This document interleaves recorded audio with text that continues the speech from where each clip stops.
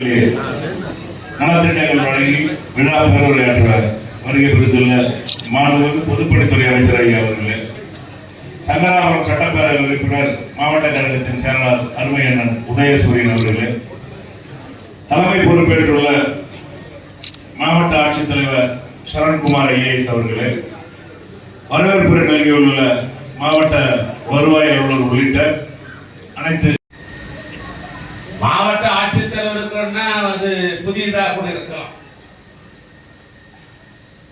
இந்த மலையில எப்பொழுது உதயசூரியன் மலைப்பகுதிக்கு கால் எடுத்து வைத்தாரோ அந்த காலத்திலே நானும் சட்டமன்ற உறுப்பினராக இருந்து இந்த கல்லூராய் பட்டியலே போட்டார்.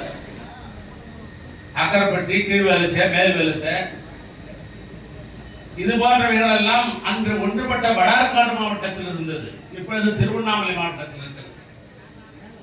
திருவண்ணாமலை மாவட்டத்திலே தன்றாப்பட்டி என்ற தொகுதியிலே 3 முறை சட்டமன்ற உறுப்பினரான எனக்கு நான் சொன்ன அந்த கீழ்வேலச்சை, மேல்வேலச்சை, அக்கரைப்பட்டியில் இருக்கிற மக்கள் எல்லாம் ஒட்டுமொத்தமாக எனக்கு ஓட்டளித்த காரணத்தினால்தான் அந்த காலத்தில் நான் சட்டமன்ற உறுப்பினரானேன். அதை நினைவூட்டுகின்ற வகையில் என கள்ளக்குறிச்சியிலிருந்து சங்கராபுரத்திலிருந்து வந்தவர்கள்லாம் யாரும் தவறாக அவ்வளவு பேசியிருப்பார்.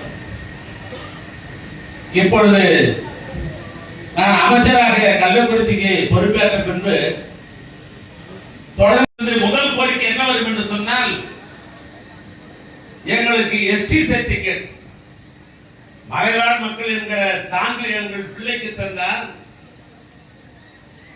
அந்த ஒதுக்கீடுல, அந்த கோட்டாவில் எங்கள் பிள்ளைகள் எல்லாம் ஒரு பொறியாளராக,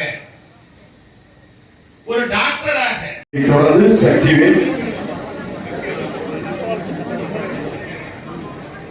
குப்பன், கரியாலூர், மகா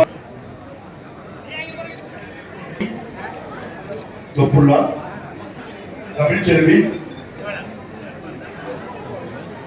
வட உரிமை பொதுப்பணித்துறை அமைச்சருடைய திருக்கரங்களால் வழங்கப்படுகிறது. அவரை தொடர்ந்து பொன்னுசாமி, அவரை தொடர்ந்து பெரும்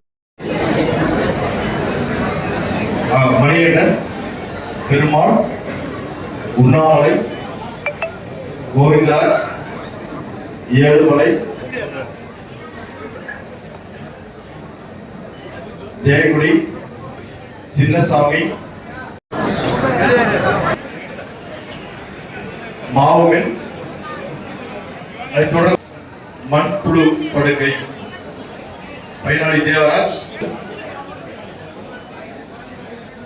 செடிகள், நாற்றுகள், தொடர்ந்து மகளிர் திட்டம் சார்பாக அளவிலான கூட்டமைப்புகளுக்கு 50 லட்சம் மதிப்பிலான வழங்கப்படுகிறது. தொடர்ந்து திருமண நிதியுதவி திட்டம் பச்சையம்மா புதுப்பாலப்பட்டு, அதைத் தொடர்ந்து சத்தியவாணி முத்து அம்மையார் நினைவு இலவச செயலேந்திரம் சிவகாமி அவர்களுக்கு தையலேந்திரம் வழங்கப்படுகிறது.